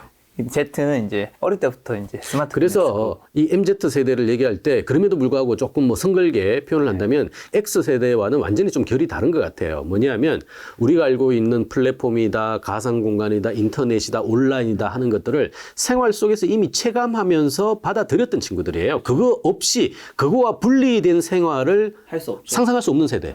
근데 저희들은 오히려 디톡스다, 한번 빼야 된다. 그래서 뭐 버리기도 그런 거 하죠. 피곤하다. 예, 그네들은 피곤하지 않아요. 그게 당연한 거고요. 소위 저만 하더라도 네이버에서 자료 찾습니다만, 구글에서 찾습니다만, 저희 자녀 세대들은 유튜브에서 자료 찾거든요. 이미 이런 것들이 익숙한 세대. 다 그렇다면 인식 자체도 다르고 그것을 쓰는 효용, 채널의 방식도 다르고 그 속에서 얻어지는 가치라든가 아웃풋에 대한 임팩트를 흡수하는 정도도 다른 사람들이에요. 그거를 똑같은 방식으로 우리 꼰대 세대들이 이러한 방식이 통할 거야라고 접근하면 곤란한 거죠. 그리고 뭐 MZ세대는 또 고양이 쪽이라면서요. 그렇죠. 그것도 가능한 얘기인 게, 뭐 저도 집에 반려동물을 키우고 있습니다만, 막상 키워보니까 개는 힘들어요. 아, 걔는 산책도 시켜주고. 예, 산책도 시켜야 되고, 특히나. 똥오줌도 사실 예, 뭐 잘 못 가리기도 저도 강아지 키우기 때문에. 예, 공감하시죠? 네, 예. 힘듭니다. 쉽지 않은데, 이 개를 좋아하는 거는 아마도 이제 고도 성장이 끝나고 저성장으로 들어갈 때 초기 단계의 얘기예요. 근데 이게 일정 부분이 되고 분업화가 되면서 본인의 시간이나 이런 것들 가치를 투영할 수 있는 제3의 존재에 대한 필요가 생기니까 당연히 반려시장이 커지죠. 아까 성장사는 물었는데 반려시장도 굉장히 빠른 속도로 커집니다. 근데 반려시장이 조금 익숙해지면요. 개에서 고양이로 무게중심이 전환되는 느낌들이 강합니다. 이게 다른 나라도 그런 건가요? 일본이 특히나 그게 심해요. 일본은 전체 숫자에서 개보다 고양이가 훨씬 많습니다. 아, 진짜요? 왜냐면 개는 말씀하신 것처럼 사랑스러울지는 모르겠으나 산책시켜야 돼, 목욕시켜야 돼, 굉장히 품이 많이 들거든요. 근데 혼자 살고 또 일이 바쁘고 하다 보면 이거 힘들어요. 케어하기 쉽지 않죠. 근데 고양이는 오히려 놀아줘야 되잖아요. 그러니까 집사가 돼줘야 되잖아요. 그 사실상 무관하게, 무심하게 키울 수 있는 동물이고, 그런데 또 가족의 기능은 또 일정 부분 대체할 수가 있습니다. 혼자 내버려둬도 알아서 좀 잘 그렇죠. 하니까. 성숙 사회가 바로 그런 겁니다. 그러니까 개만 하더라도 뭔가 고도의 성장이라든가 이런 것들이 가능한 좀 액티브한 활동적인 이미지의 분위기가 있다면 고양이는 굉장히 안정적이고 그 속에서의 관계성을 만들어가는 과정들. 이렇게 놓고 본다면 개에서 고양이로의 무게중심. 특히 더 중요한 거는 개와 고양이 반려동물의 인간화 같은 것들도 빠른 속도로 확장될 수가 있죠. MZ세대 혹시 어떤 성향이 또 고양이랑 이런 거랑 잘 맞는 것도 있는 건가요? 비슷한 부분도 있는 건가요? 일본에서 조사를 한 결과가 있어요. 이제 의대 교수님들이 너 장래 희망이 뭐야라고 이제 대학생들에게 물었대요. 그때 1순위가 우리 집 고양이요. 라고 나왔대요. 왜요? 참 우픈 얘기인데요. 편하다는 건가요? 가만히 있어도 밥 다 줘. 아, 주지. 예. 뭐 스트레스 안 줘. 그렇죠. 고양이 보통 방해하지도 않죠. 진짜 방해도 안 줘. 뭐 개도 뭐 마찬가지입니다만 얼마나 살기 좋다는 거예요. 일을 안 해도 되잖아요. 공부를 안 해도 되거든요. 얘는 그냥 앞에서 약간만 이게 즐겁게 해주면 그 자체로 효용이 끝나는 거 아닙니까? 그렇죠. 그러니까 1순위가 그렇게 바뀌는 거예요. 자, 그 얘기는 뭐냐면 굳이 막 리스크를 받아 테이킹 해가지고 미래의 삶을 위해 가지고 공부도 열심히 하고 취업도 잘해야 되고 이런 스트레스를 받지 않는 것들. 네. 그런 삶을 후속 세대는 당연히 원하는 거예요. 실제 또 그렇게 했을 때 그렇다면 임팩트가 있는 아웃풋이 나와주면 해볼 만하죠. 소위 헝그리 정신을 발휘해서 내가 얻을 게 있다라는 확신이 들면 할 수 있을 겁니다. 근데 잠재 성장은 이미 2% 시장이에요. 사회예요. 열심히 노력해도 정말 운이 좋지 않은 이상은 받아들이기가 쉽지 않은 것이죠. 그렇다면 향상심을 내려놓게 됩니다. 향상심을 내려놓게 되면 리스크를 테이킹하지 않게 돼요. MZ세대의 공통점이 바로 그런 거죠. 그러니까 조금 나쁜 말로는 득도 세대라고도 표현합니다만 20대에 인생 살아가는 도를 이미 깨달았어요. 아, 인생 열심히 살아봐야 별 거 없구나. 한 50대면 인생 깨달을 줄 알았는데 20살 때 이미 그걸 알게 되는 거죠. 그러면 뭐 삶에 재미도 없을 수도 있겠습니다만 적어도 인풋을 세게 하지 않죠. 이게 후속 세대들에게 보이는 대표적인 향상심의 실종이라고 할까요? 이게 쉽지 않은 거라는 거죠. 교수님이 지금 세대분들이 이제 리스크를 굉장히 별로 안 좋아한다고 하셨는데, 근데 교수님 세대나 제 세대나 이 언제나 늘 도전과 혁신은 사실 늘 실패가 무섭고 두렵기도 했잖아요. 우리 때라 해서 그게 늘 다 성공한 건 사실 아니긴 했거든요. 이게 꼰대 소리일지 모르겠지만 저희 주변에도 뭐 잘 그렇게 했다가 안 된 분도 있고 한데 왜 지금 세대는 그걸 좀 더 그렇게 생각할까요? 이게 사실 우리가 이제 꼰대라서 그런지 몰라도 좀 더 도전하고 혁신하는 것들로 인해서 얻는 것도 사실 있긴 하잖아요. 꼰대 맞고요. 예, 기본적으로 꼰대 맞습니다. 지금 이제 한국 사회가 재미난 게요. 3세대가 공존하는 사회거든요. 저희의 부모 세대들은 후진국에서 태어나셔가지고 절대 빈곤을 경험하신 분들이에요. 그러니까 당연히 고생해야 됩니다. 움직이지 않으면 굶어 죽는다라는 것을 몸소 체득하신 분들이고요. 그 자녀 세대인 저희들은 개도국에서 태어난 사람들이죠. 어쨌든 노력한 만큼 얻을 수 있는 가능성이 있었어요. 그러니까 헝그리 정신이 발휘되면 얻을 수 있는 가능성이 있었고 그거를 믿고 또 여기까지 온 거고요. 지금 우리 자녀 세대는요. 선진국에서 태어난 친구들이에요. 아무 짓도 안 해도 굶어 죽지 않는다라는 것을 아는 친구들입니다. 이게 지금 같은 세대에 있는 거거든요. 그런데 이 부모 세대들이 그 조부모 세대들이 이쪽 세대에게 야 열심히 노력하면 그래도 얻는 게 있다니까 헝그리 정신 발휘해봐. 이쪽 세대들은요 없는 거 알아요. 아는데 자꾸 엄한 얘기하고 있는 거예요. 이걸 꼰대라고 표현합니다. 알겠습니다. 네. 그래서 사실상 얻을 수 있는 가능성을 줘야 돼요. 그래서 사실은 위에 있는 1세대와 2세대가 생각도 인식도 바뀌어야 되고 인식이 바뀌는 것에서 그치지 않고 제도도 바꿔줘야 되는 게 필요한 거거든요. 선배 세대가 저희 개도국에서 태어난 중년이요 열심히 일했던 이유는 딱 하나입니다. 열심히 노력하면 부모 세대를 추격하고 역전할 수 있다라는 뚜렷한 신호가 있었어요. 그렇기 때문에 비록 이 지금 현실이 어렵고 힘들지만 리스크를 받아서 도전하고 실패하면 아프죠. 아프지만 이걸 통해 가지고 얻을 수 있는 뭔가가 있었던 것이죠. 근데 우리 자녀 세대들은 열심히 노력해 분들 본인들한테 얻을 수 있는 것들을 놓는 분들은 열심히 노력하는 게 뭔데? 노력해서 행복할까? 라는 가치관을 가지고 있는 친구들이에요. 근데 그런 친구들에게 너 왜 헝그리 정신이 없니? 그러면 당연히 꼰대 얘기 듣는 거죠. 지금 MZ세대 분들이 교수님에게 지금 굉장한 선풀을 달고 있고 꼰대 김 작가라고 악플을 굉장히 달고 있지 않을까 생각이 드는데, 자 그럼 마지막으로 이제 꼰대 김 작가가 교수님의 질문 하나 드려보면, 그럼 이런 인구 문제에서 돈의 흐름을 읽고 부익기를 찾기 위해 가져야 할 마음가짐은 좀 어떤 걸 해야 될까요? 사실 어떻게 보면 또 이런 이야기 들었을 때 너무 큰 흐름이고 너무 큰 트렌드라서 이 개인 입장에서 그럼 나는 뭘 해야 되지? 라고 했을 때는 당장 딱 현실적으로 눈에 떠오르는 건 없는 분들이 많을 것 같거든요. 모르겠습니다. 이게 굉장히 쉽지 않은 질문인데요. 네. 그 뭐 돈의 흐름, 부의 흐름을 챙겨보자. 뭐 잘 챙길 것 같으면 제가 여기 있지도 않겠죠. 굉장히 중요한 얘기인데, 그러니까 이제 뇌피셜로 얘기를 하면요, 돈의 흐름이 굉장히 복잡 단안해진 거는 사실인 것 같아요. 그래서 과거의 방식으로 접근해서는 누리기가 어렵다라는 거고요. 과거에는 사실은 자본의 힘으로 시장의 어떤 독점을 통해서 표준 작업들을 만들면서 장악을 해왔던 방식이죠. 근데 최근 재미난 건 뭐냐면 자본보다 더 파워풀한 뭔가가 나타나기 시작했어요. 네. 뭘까요? 저는 바로 그게 우리 ABCD라고 표현하죠. 소위 AI, 네, 네. 빅데이터, 네. 뭐 크라우드, 네. 그다음에 데이터, 또 그런 거죠. 바로 혁신 기술입니다. 좋은 기술 하나가 네. 자본을 지배하기 시작했어요. 카카오, 쿠팡, 바깥에서는 아마존, 뭐 테슬라, 다 마찬가지죠. 벼락부자라고 표현합니다만 사실은 벼락부자의 핵심이 이네들이 자본이 있었나요? 아니거든요. 오로지 상고, 생각, 혁신 이거 하나를 가지고 자본을 능가하는 기술을 통해 가지고 그 자본을 장악하는 방식으로 만들어졌거든요. 후속 세대, 우리 MZ 세대들이 가야 될 길이 바로 거기라고 보는 겁니다. 그러니까 쉽게 얘기하면 직장이 아니라 직업으로 가야 되는 거고요. 또 근로소득이 아니라 다양소득으로 가져야 되는 거예요. 어차피 한국 사회가 앞으로 2% 성장이 이제 고작이라면 추가적인 노력을 해가지고 본인들이 얻을 수 있는 부의 양은 줄어들 수밖에 없습니다. 그렇다면 다양한 포트폴리오를 통해 가지고 새로운 가능성에 업어타야 되는 경우가 발생하는 것이죠. 다행스러운 것은요, 한국처럼 경직적이고 구조적으로 굉장히 폐쇄적인 어떤 제도 철학을 가지고 있는 사회라고 생각을 했는데 의외로 시대 변화에 맞게끔 뭔가를 문화를 바꾸려고 하는 필요와 요구와 주장들이 최근 굉장히 세지고 있어요. 그래서 대표적인 게 규제 완화를 통해 가지고 새로운 혁신 산업이나 혁신의 실험들이 통할 수 있도록 제가 학교에 있다 보니까 좀 느끼는 건데요. 우리 청년 창업 같은 것들 한 10여 년 전부터 굉장히 강조 많이 했거든요. 엄청 많이 했죠. 뭐 오죽하면 해외에 나가서 창업하라 뭐 이런 얘기까지도 많이 지원도 들었는데 엄청 사무실부터. 전체적으로 지원의 양이 굉장히 늘어났습니다. 근데 재미난 거는요. 전체 볼륨이 늘어났는데 리챌린저가 그러죠. 제도전 비중이 늘어나기 시작했어요. 실패해도 오케이. 좋은 건데요. 그러니까 시도를 하라는 거죠. 옛날에는 실패했으면 그냥 그걸로 끝이고 다시 취업도 못하고 굉장히 어중간한 상황이 됐잖아요. 이제는 실험할 수 있어. 근데 잘못했어? 그럼 다시 리챌린지 할 수 있는 새로운 것들을 만들어주는 쪽으로 펀딩이라든가 기회가 많은 속도로 늘어나고 있어요. 그런 환경이 만들어지고 있군요. 이미 한국 사회가 이런 고부가가치의 기술 사회로의 진입을 받아들이고 있다는 겁니다.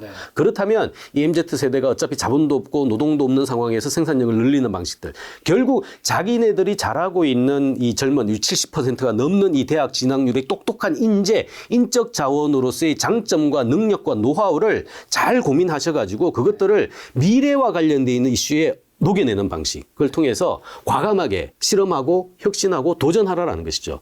설사 잘못된다 하더라도 선배 세대만큼 충격 크지 않아요. 그리고 다시 돌아갈 수 있습니다. 어차피 평생 직업, 직장 사라졌어요.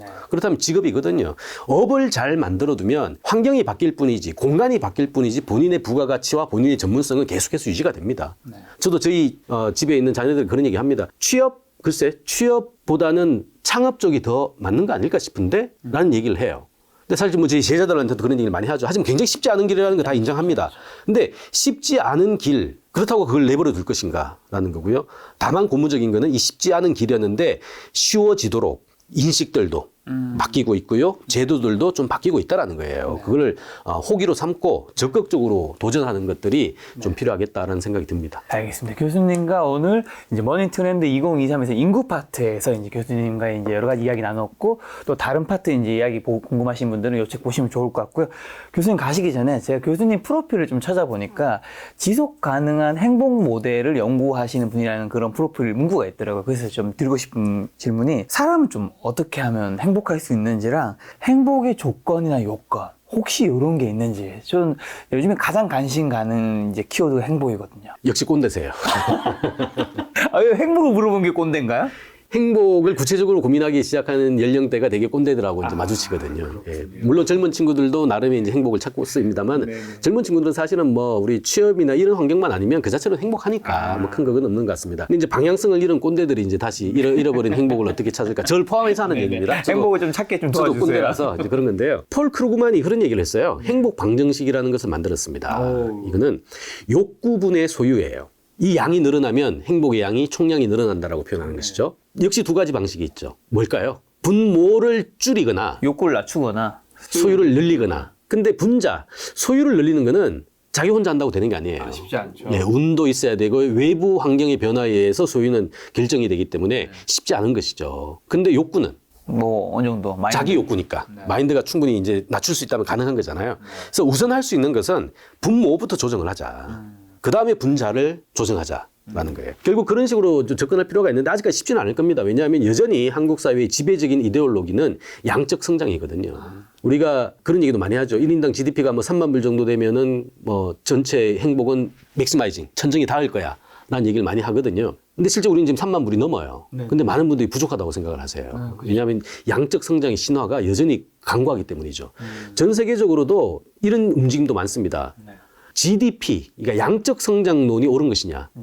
GDP보다는 질적 성장론이 더 옳다. 그래서 D 대신에 H, 해피니스라는 단어를 써서 GHP를 찾아야 된다는 얘기도 많이 합니다. 2008년에 이제 금융위기가 생기고 나서 프랑스에서 사르코지 대통령이 전 세계 이제 유력한 노벨 경제학상들을 모아가지고요. 소위 지속 가능한 사회를 위한 모델들을 좀 연구를 해보자. 그래서 어떤 게 지속 가능하면 사람들의 삶이 좋아지지라고 이제 돌린 게 이제 사르코지 위원회라고 나옵니다만 결국 결론은 실패했어요.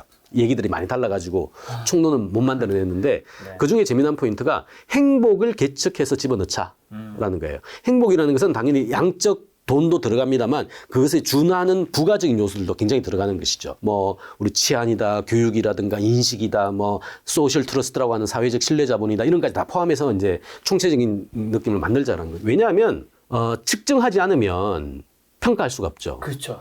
평가하지 않으면 개선할 수가 없어요.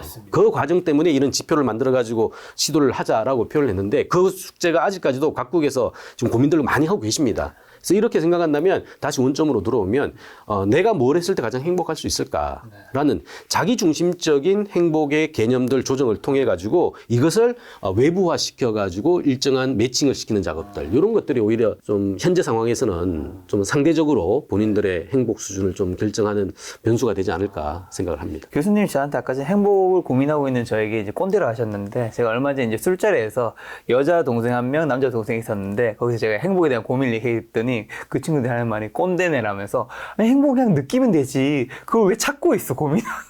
그게 선배 세대의 패착이에요. 찾으면 또 찾아질 것처럼 생각하거든요. 사실은 행복은 안에 있는데. 근데 마지막 한 가지만 더 여쭤보면 그럼 교수님 실제로 주변에서 교수님이 보셨을 때 행복해 보이는 사람은 어떤 사람들인가요? 자의식이라 그러죠. 자기 존재감이 굉장히 강한 사람들이 행복함을 느끼더라고요. 뚜렷한 어떤 중심성을 가지고 외부에서의 평가라든가 비교라는 거에는 기본적으로 잘 하지 않는 느낌들. 네. 이런 친구들이 대개 보면 굉장히 그 자존감이 높고요. 자존감이 높으면 거기서 보여지는 아우라들이 있어요. 그 아우라가 결국 행복을 구성한다는 것이죠. 알겠습니다. 교수님 김작가TV에 이제 처음 나오셨는데 인구 관련해서 저희 시청자분들에게 마지막으로 뭔가 하시고 싶은 말씀 있을까요? 인구는 확정된 미래, 예고된 미래라는 수식어를 많이 씁니다. 그것도 굉장히 강력하고 또 범위가 넓게 포진해 있고요. 아마도 정신 차리고 보면 이미 가랑비에 옷이 흠뻑 젖어 있는 상황이 되는 게 아마 인구 변수인 것 같아요. 특히나 트렌드로 이제 생활 주변에서도 많이 확인이 되고 있고요. 그래서 어떤 직종에 계시든 어떤 업을 하시든 어떤 연령대이든 간에 기본적으로 시대 변화의 압권일 수밖에 없는 인구 구조의 변화들을 늘 관심 있게 챙겨보시면 좀 답답했던 부분들에 대한 탈출 힌트로 얼마든지 이용할 수도 있을 것이다라는 생각이 좀 듭니다. 좀 관심 있게 좀 지켜봐 주시기를 부탁드리겠습니다. 네, 그 관심 머니트렌드 2023과 함께하면 더 좋을 것 같습니다. 오늘 만남의 손님은 전정수 교수님이었습니다. 지금까지 여러분 소중한 시간을 함께해 주셔서 정말 감사합니다. 오늘도 김 작가였습니다. 고생 많으셨습니다. 고맙습니다.